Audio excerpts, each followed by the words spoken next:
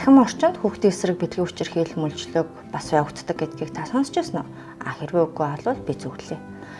Эхлээд чиний хэрэглэж байгаа сошиал медиа хаягуудад хэн нэгэн танихгүй хүн найзын үсэл илгээж байгаа бол хамгийн ихний дохио гэсэн үг. Хэрвээ энэ дохио ирэх юм бол тухайн хаягийг маш сайн шалгах хэрэгтэй. Хизээ нэгдсэн байна, хамгийн сүүлд ямар мэдээлэл, пост, зураг, бичлэг оруулсан байна, өөрийн гэсэн мэдээлэл нь байна уугүй гэдгийг шалгах хэрэгтэй. Тухайн найз чинь чамтай баян харилцаж байна уу? Чадлж байгаа татамж нь ойртож байна уу? Өглөө өдөр орой чамайг юу хийсэн? Сайхан амраарай, сайхан амарсан уу? Гэх мэтчлэнгийн байнгын татамжтай чадалж эхэлнэ.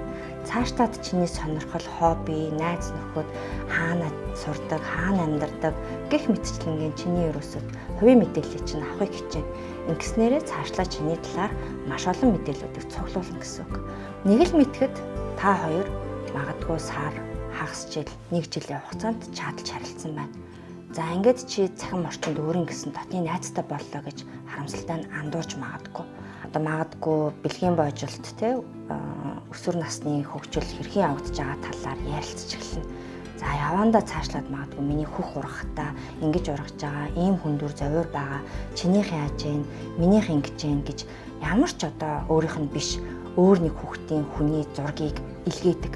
Яг л дотны найзууд хоорондоо нууцгүй мэдтэй маш олон зүйлүүдийг ярьж эхэлнэ. Хамгийн том дохио юу гэхээр энэ бүх зүйлийг хинт ч битгий хэлээрээ ялангуяа ээж аавдаа насан туршийн нэг нь битгий хэлээрэй гэж чамайг ятгах болно. За энэ бүх дохиог ерөөсөө юу вэ гэхээр магадгүй цахим орчинд бэлгийн хүчирхийлэл дарамт өртөж болзошгүй гэсэн дохио шүү. Цахим орчинд бид нар өөрсдийнхөө хувийн мэдээллийг үнэн бодитоор тавих ямар ч шаардлага байхгүй. Өөрөөр хэлбэл ямар ч ач холбогдол байхгүй гэсэн. Тэгэхээр цахим орчныг хэрэглэхдээ аль болох хувийн мэдээллийн тохиргоогоо нууцлаарай гэсэн үг. Хэн нэгэнтэй уулзах гэж байгаа бол чи заавал итгэлтэй насанд хүрсэн хүнтэй хэлэх хэрэгтэй. Энэ нь зөвхөн найз чинь биш гэдгийг анхаараарай. Насанд хүрсэн хүн шүү. Тэгэхээр энэ насанд хүрсэн хүндээ хэлэхдээ хаана уулзах гэж байгаа, хизээ явах гэж байгаа гэдгээ хэлэх гэсэн үг.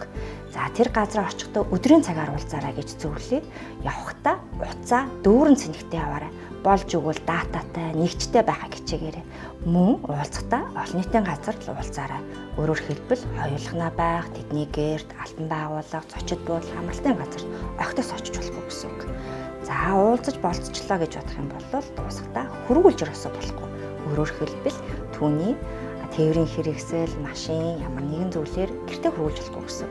Аль болох өөрөө гэртээ оч боломжгүй бол насанд хүрсэн гэр бүлийн гишүүдээ дуудаж ирж аваач гэж хүсээрэй.